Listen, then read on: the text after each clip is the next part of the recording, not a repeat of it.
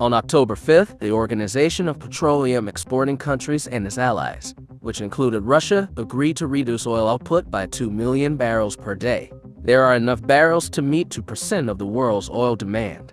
And the consequences for economies in the United States, the United Kingdom, and around the world could be disastrous, with the United States and the United Kingdom already on the verge of recession. The recent increase in oil prices may exacerbate their already dire economic situations. That is why the United States is responding with a no big bill, as it is dubbed. Furthermore, the United Kingdom's government has implemented a policy known as price capping. In a nutshell, the outcome of an oil war involving Russia, the Middle East, and the West will determine the fate of the global economy in 2023. And this demonstrates their willingness to crush the US, UK, and global economies in 2023. What's going on, everyone? Before we get into this, make sure to like and subscribe to InvestoPads. So if you're ready, let's get started. OPEC is the acronym for the group of countries that export the most crude oil. This oil-producing bloc includes Iran, Iraq, Kuwait, Saudi Arabia, Qatar, the United Arab Emirates, and 10 other countries. In 2016, several new countries, including Russia, joined OPEC to form what is now known as the OPEC Plus group, which accounts for more than half of the world's oil exports. The question now is why and how reducing oil output will benefit OPEC Plus. They are the source of the supply and demand mismatch problem. Let's use an example oil requirement of 200 barrels to illustrate.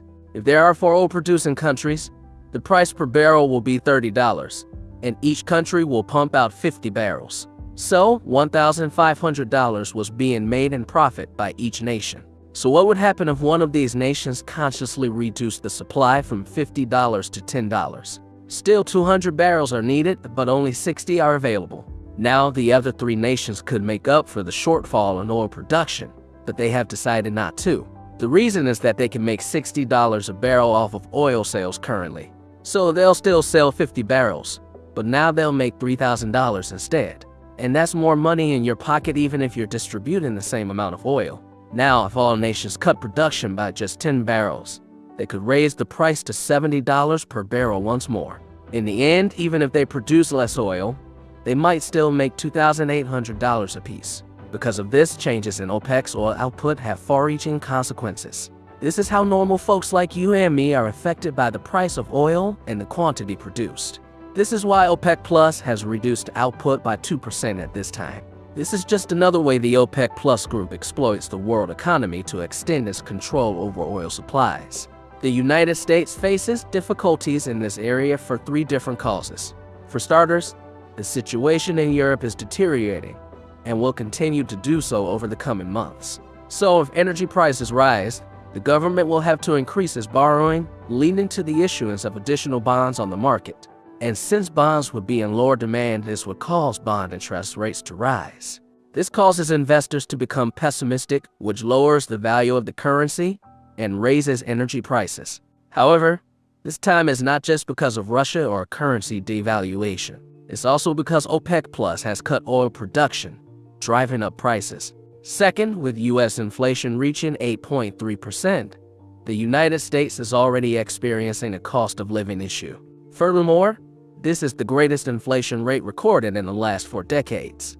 Now, if you look at the big picture, you can see that the rising cost of oil is a key reason why the economy is contracting, which has everyone scared. They are raising oil costs, which will only hurt the economy further and prolong the slump. The third reason is that a rise in the price of oil offers Russia more money to invest in the war. And this is why the United States is having trouble again.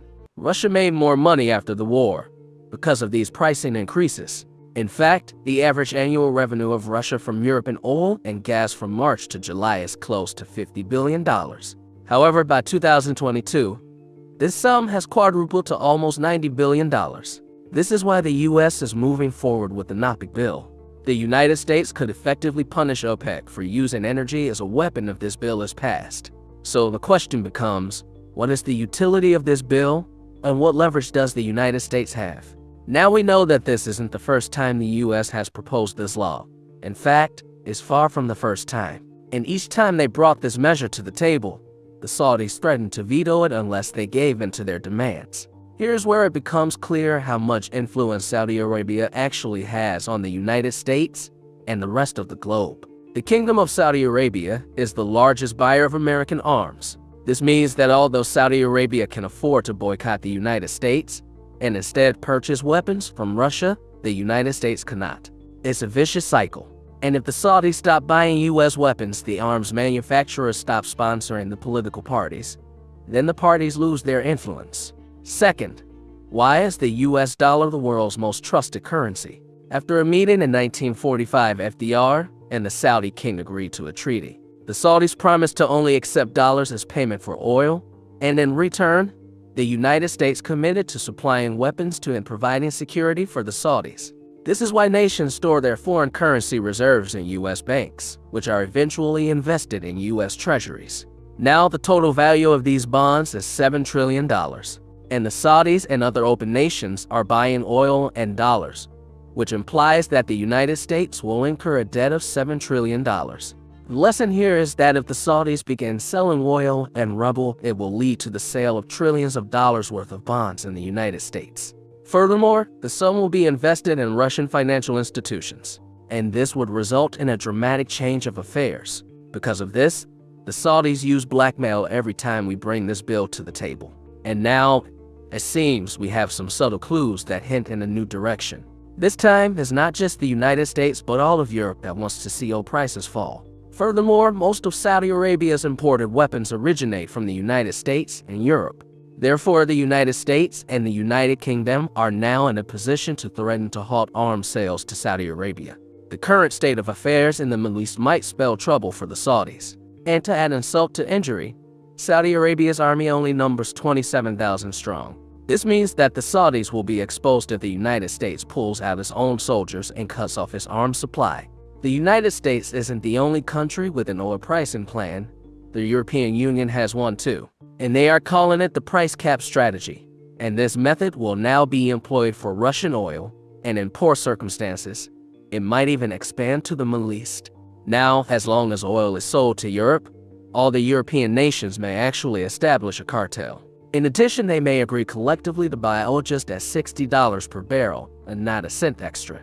The United States and Europe take the issue of oil prices very seriously, and if the situation in Europe over the winter gets out of hand, it will be because the Saudis are purposely manipulating oil prices. In addition, they will not think twice about going all in and imposing these same price caps on the OPEC Plus countries.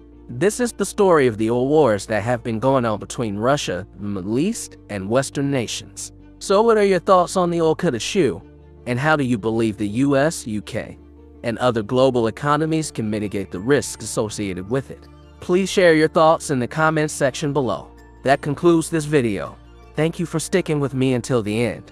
Before you leave, please like and subscribe, as well as click the notification bell to activate YouTube's algorithm and see more of our videos on your homepage.